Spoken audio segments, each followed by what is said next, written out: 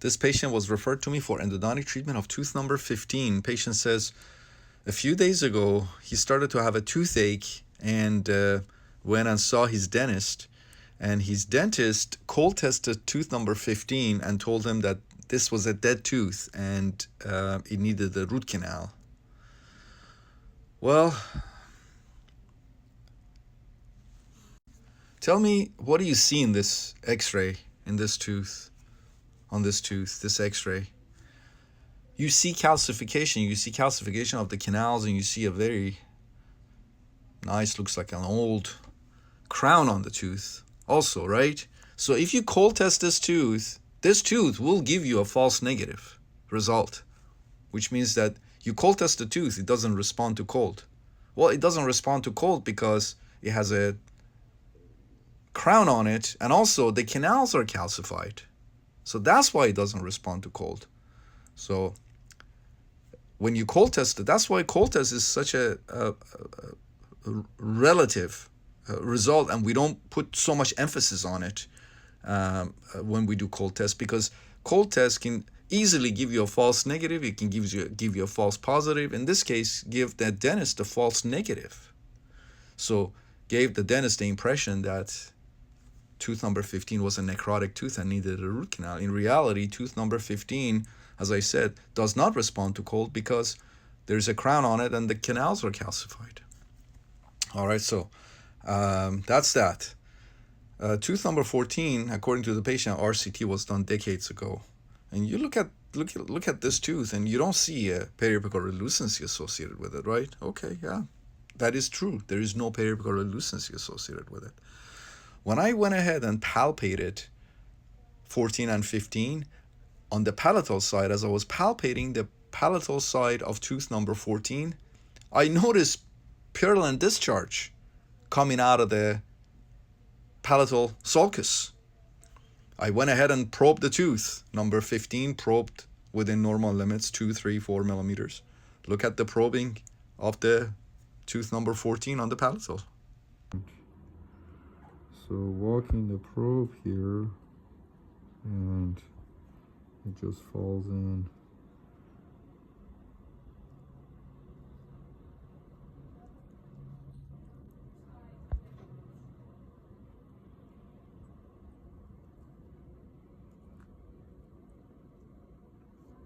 Very good.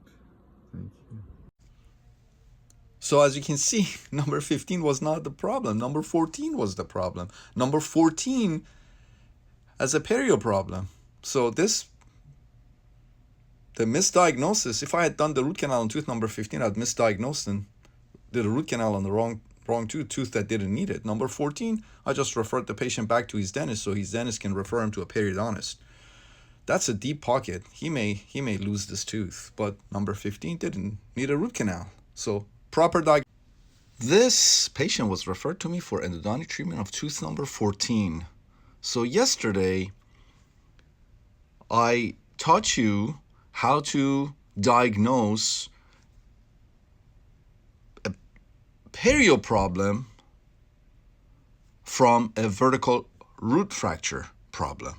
So if you haven't watched that video, go ahead and watch it. Now I want to show you a true vertical root fracture problem. So yesterday I showed you how to distinguish between a perio problem and a vertical root fracture problem. And today I'm showing you a vertical root fracture problem. So you can distinguish now. Again, you can put these two videos next to each other, watch them one after the other, and you can now, by the end of this video, you should be able to distinguish and be able to diagnose which tooth has a perio problem and which tooth has a vertical root fracture problem. So, okay, take a look at this tooth here.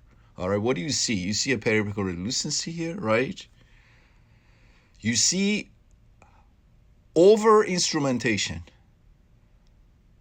of the canals. These canals were definitely over-instrumented, okay? All right. And you can see a periapical relucency here. Patient is complaining about pain to biting and pain in his jaw, all right? So That's why it's important, again, I emphasize, I don't know how many times I need to emphasize this, take multiple angulation PAs, and by multiple I mean 3 or 4 x-rays, 3 or 4 PAs, all right? Look at this PA now. You can see a periapical relucency, right? Take another PA and take a look here. Right there. The typical J-shaped radiolucency. Now let's go ahead and probe this tooth. Here's right here. Now I went to 9 millimeters right there. Right there. Here, 9.